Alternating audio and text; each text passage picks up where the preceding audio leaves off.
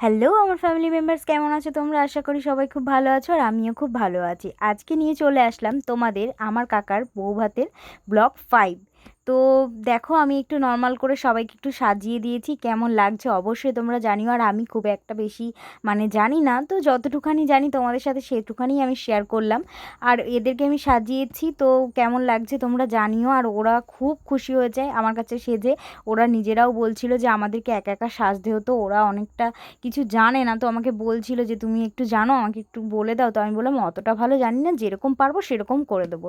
তো ওদেরকে সাজিয়ে দিয়েছি, ওদের খুব ভালো লেগেছে। তো আমাকে বারবার করে বলছিল তুমি একটু ভিডিও করে নাও। তো আমি বললাম ঠিক আছে দে, তোরা যখন বলছিস তো আমি একটু ভিডিও করে নিচ্ছি। তারপরে আমি দেখো জলদি করে রেডি হয়েছি, কিন্তু আমি বেশি রেডি হতে পারিনি। আমি কোনো রকম রেডি হয়ে চলে এসেছি, আর এত গরম লাগছিল। তো তারপরে তোমাদেরকে দেখাচ্ছিলাম কি কি দিয়েছে কাকার বাড়ি থেকে। তো তার পরের দিন হয়ে গেছে, আমি আর ব্লগটা কন্টিনিউ করতে পারিনি। আমার এতটা শরীর খারাপ করছিল, তো আমি ওই জন্য করতে পারিনি। তার পরের দিন আমি চলে যাচ্ছি শ্বশুর বাড়িতে। তো স্টেশনে বসে আছি, আর এত মন খারাপ করছে আমার, চোখ মুখ দেখে তোমরা বুঝতেই পারছো যে আমার শরীরটা খুব একটা ভালো নেই।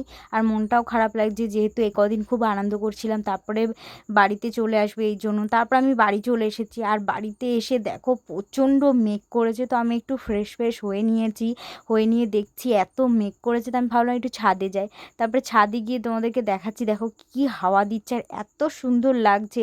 আর বৃষ্টি হওয়ার আগ মুহূর্তে দেখবে এত সুন্দর লাগে না।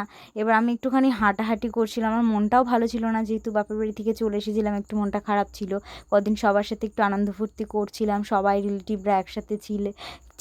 তো যা হয় আর কি, থাকলে সবাই মিলে একটু আনন্দ করছিলাম, ঘোরাঘুরি করছিলাম।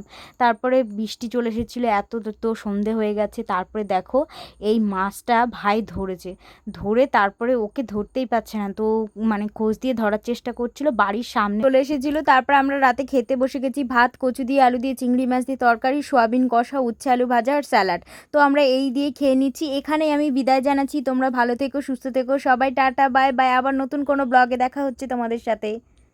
So in love, but